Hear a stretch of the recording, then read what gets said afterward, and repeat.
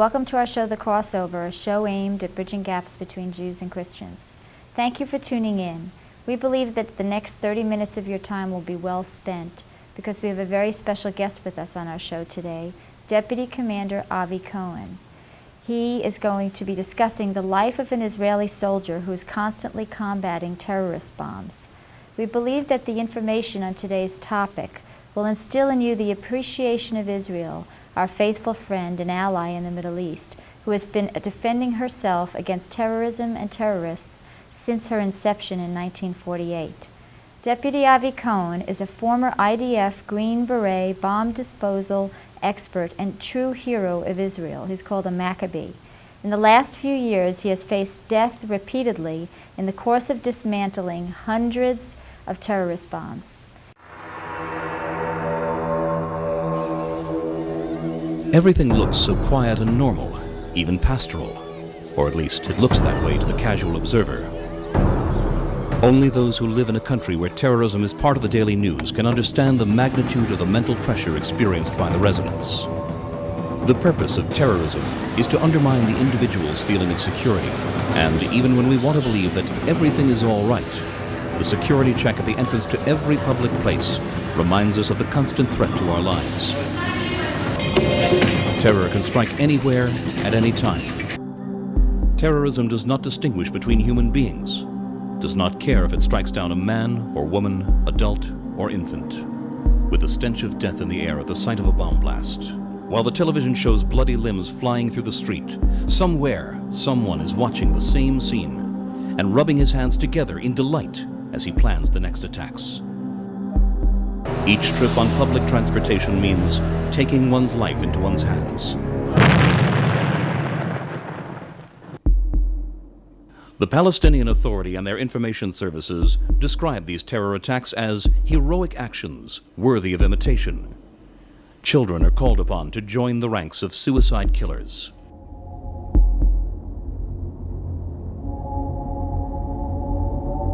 The Palestinian Authority is transmitting a message to the younger generation. The goal of life is death. A veritable propaganda strategy is being implemented by the Palestinian authorities, directly aimed at motivating the hearts and minds of young children. They are urged to take part willingly in terrorist acts. Children are instructed, throw down your toys and replace them with rocks.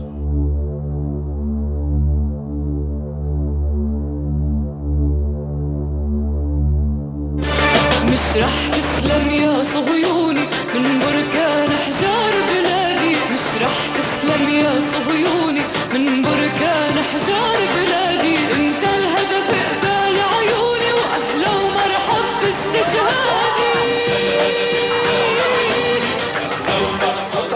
The goal of this training is to program the children to be ready and willing to murder and kill of their own free will, even if it means that they themselves will die.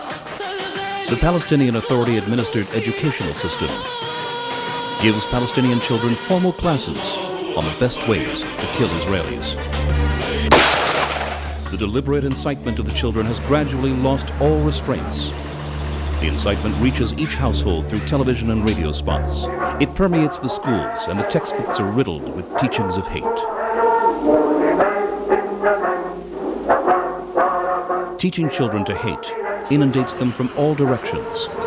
Cartoons and caricatures in children's magazines and newspapers remind them to throw stones. Photographs of child shahidim or martyrs adorn every wall.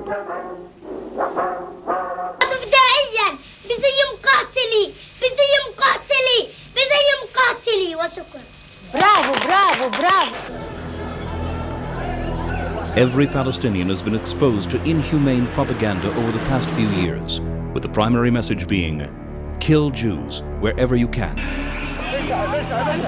This message is not limited to the realm of the extremists, but rather is open policy. This is a gradual poisoning of the minds of the public, drop by dangerous drop. But worst of all is the manipulation of the children, from toddlers to university students. يا جماهيرنا الفلسطينية في كل مكان، يا جماهيرنا الفلسطينية في كل أرجاء الوطن، فاليهود هم اليهود، قاتلوهم أينما كنتم حيثما ثقفتموهم فاقتلوهم أينما تكونون فاقتلوا أولئك اليهود ومن لفهم من الأمريكان. من وضع حزاما ناسفا على نفسه أو على أبنائه ودخل في أعماق اليهود. استمرارية مسيرة الشهادة وانتفاضة الأقصى. صنعوا قنابل المولوتوف، خزنوا قنابل المولوتوف كما تخزنوا طعامكم وشرابكم.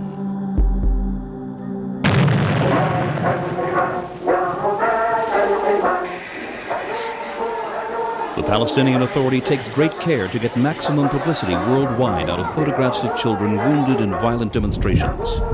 But when we begin to ask why children were present at such demonstrations, a terrifying picture emerges. Children facing off with soldiers serves the ends of Palestinian propaganda. It always makes a good picture, especially when children are hurt or killed. Children are taught not to fear death, but to welcome it. Hard to believe, but such encouragement comes from parents as well. A very murderous generation will come of age, full of hatred, and ready to die in suicide missions. In a society in which legitimization of child murderers becomes a part of its ideology, then normative human morality no longer exists. Which moral rules shall these children pass on to their children when they in turn become parents? آكل لحم مغتصبي، آكل لحم مغتصبي، حذاري حذاري من جوع ومن غضب. All of this has been orchestrated quite methodically by the Palestinian Authority, who, with malice aforethought and directed from above, have transformed children into political pawns. We must wonder what kind of government calls upon its citizens to become uncompromising killers, while presenting itself to the world as a victim striving only towards peace. This untenable hypocrisy should not be tolerated by enlightened civilization. Yet, this is the reality happening here and now, right under the noses and cameras of the international media, who are trying so valiantly to avoid facing the undeniable and disturbing fact. Irrevocable seeds of hatred have been planted into an entire generation.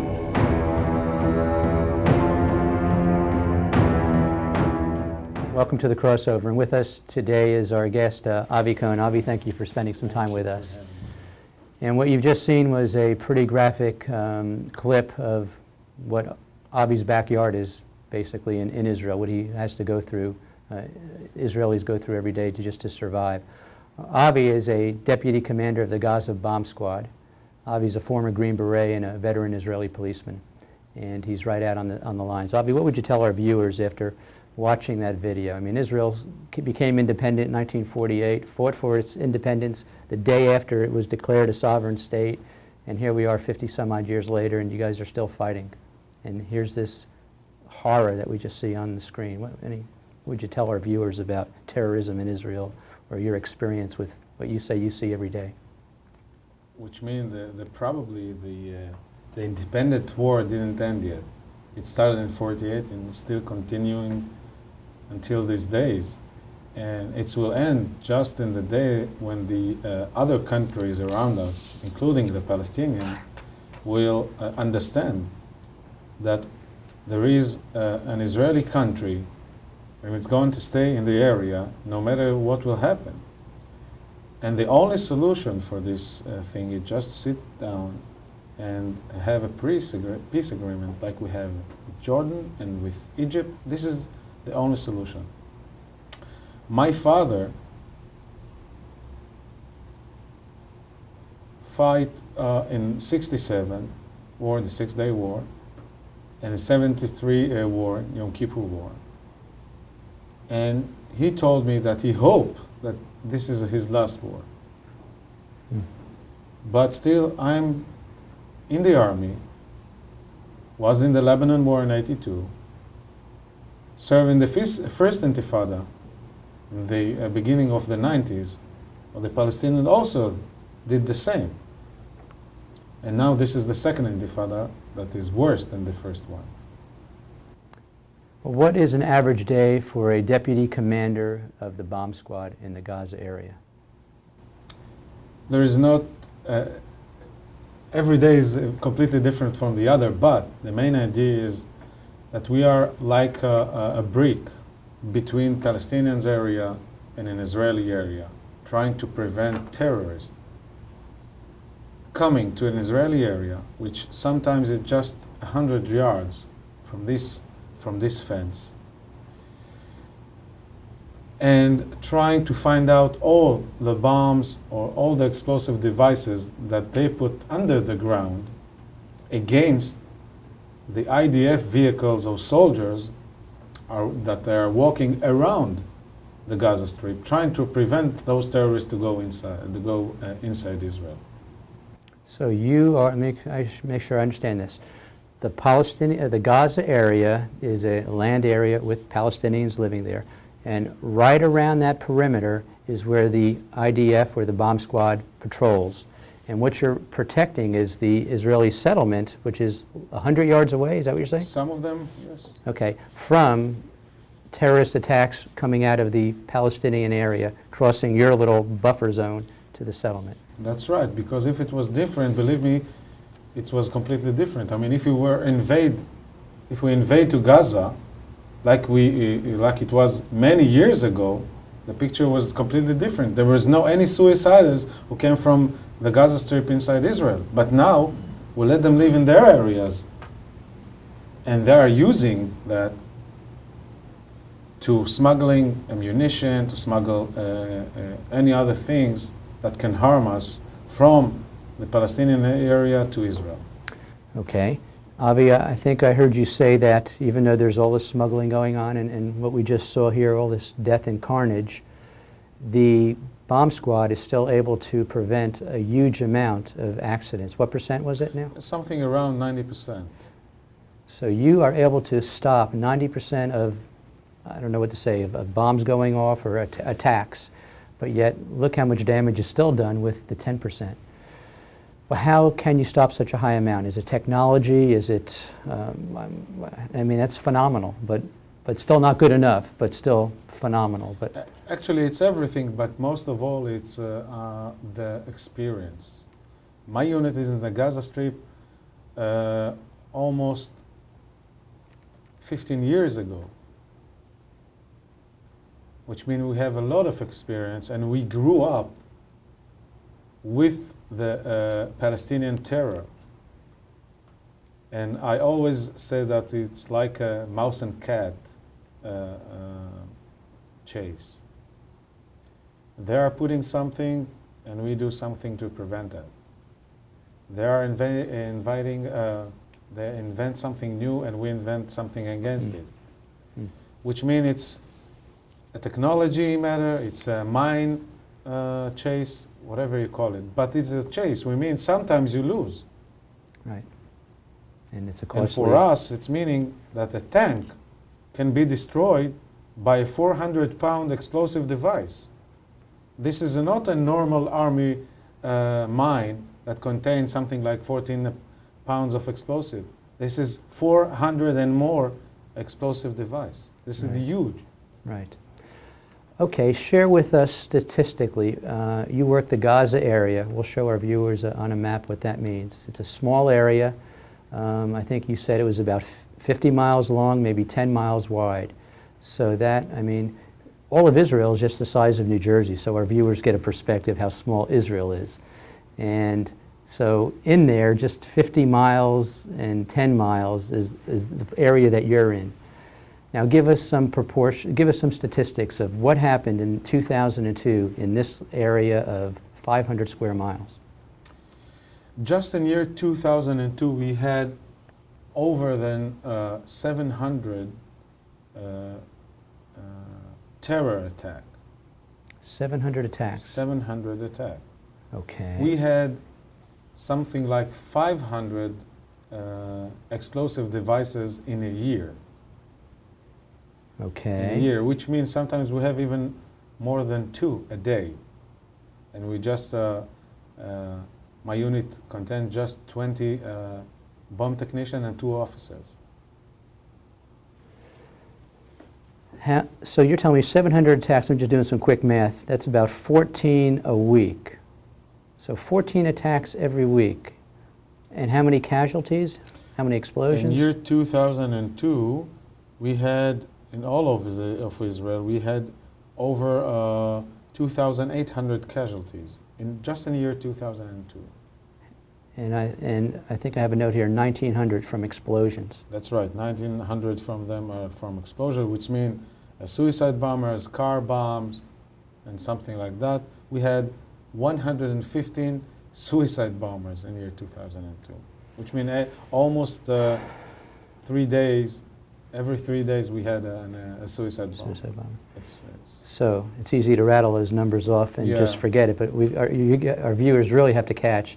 Living in a size of, you know, I mean, take Houston and cut it in a quarter, maybe a quarter of Houston. Imagine twice a week a suicide bomber or explosion going off. How long would people tolerate that? I mean, how patient can people be with that environment? Whew. Well, let me ask you this. We hear over here in America about Hamas, Hezbollah, Islamic Jihad, and other Palestinian terrorist groups. There are a bunch of names. They sort of get blended together. Are there important differences amongst these groups? Do they affect the way that you deal with them? Any group worry you more than another? there is some differences, but what I think from my point of view, the hate are united for all of them. They are just hate the Israeli people.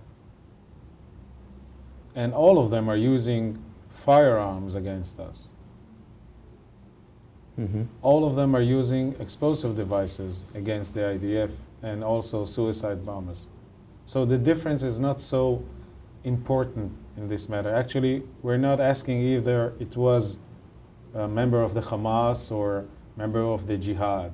Sometimes it can help, but the differences now is so small.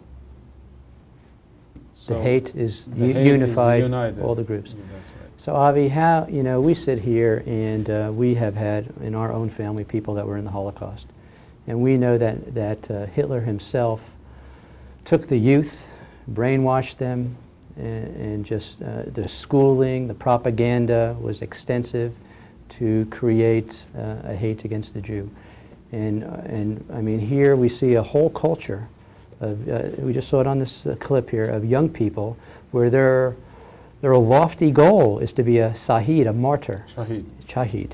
And this is endorsed by the families, endorsed by the government. There's a financial reward that comes from some of the Arab countries when a loss comes.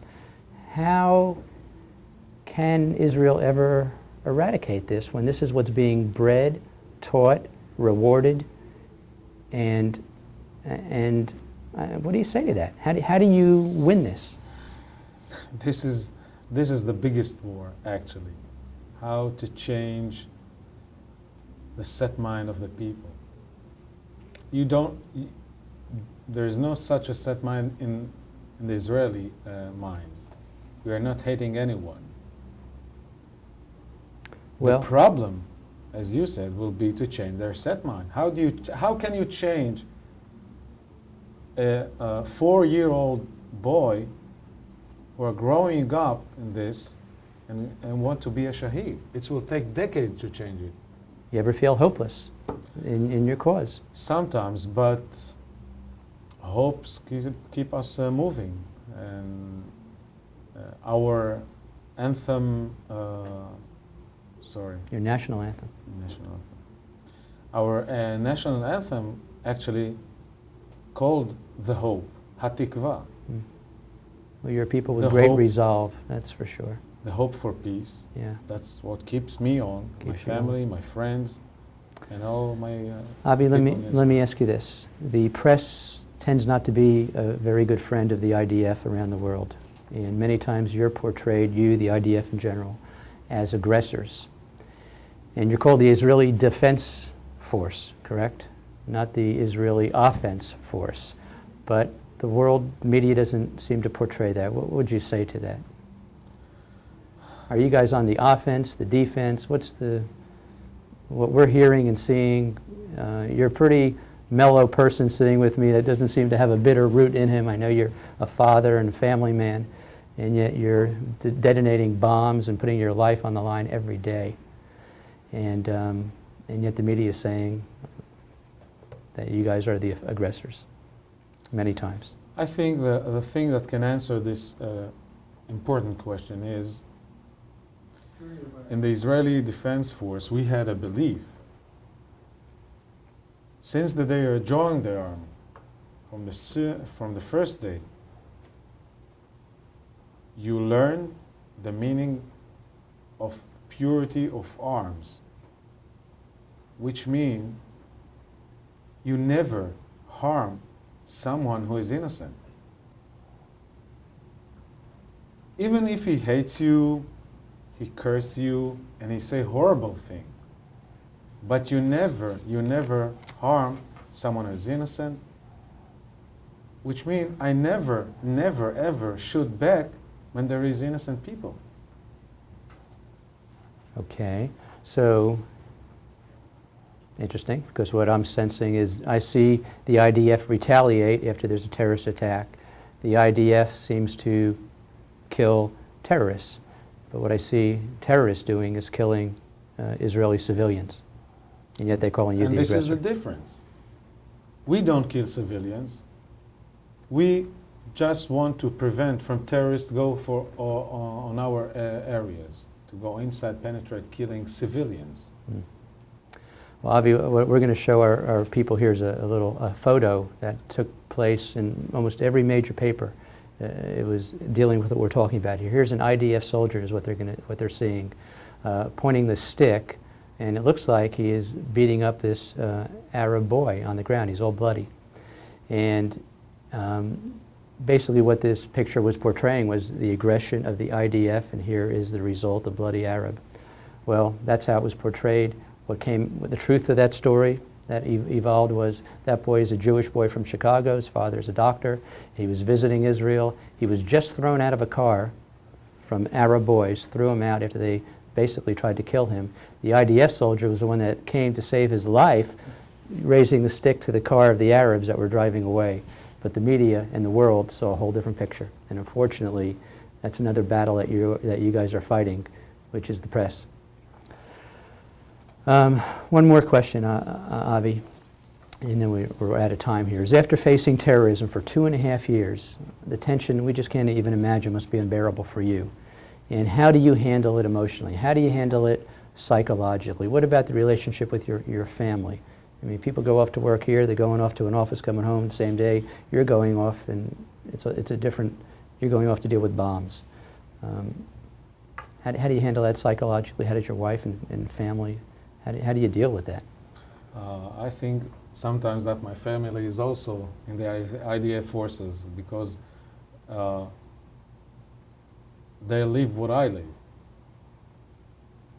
Actually, I moved to a closest place to my work that I can be able to see my family much more than before, which means sometimes I can just see my 4 months daughter for a few hours and then return to work, or just kiss my wife that she's sleeping in our home. And actually, that's what's happening with all the families in Israel. I'm not unique. This is the way of life. And because the families are also fighting against terror, their fight is to continue doing whatever you do in normal life, like here in the United States. Mm. Because the target of terrorists is try from you to stop what you're doing regularly. They're not fighting soldiers against soldiers. Right. They're trying to hang the civilians. So this is the only way to continue, which means to win this war. Well, Avi, we're out of time, but in our eyes, and I know in Israel, you're a hero. Anyone that fights for their freedom and defends their country and stands up for the morality, we applaud you, and we're honored that you came on our program. And hope you enjoy your stay in America. Thank you. I have a special scripture that I wanted to share with you from Isaiah 62, verse 7. You who call on the Lord, give yourselves no rest. Give him no rest until he establishes Jerusalem and makes her praise in the earth.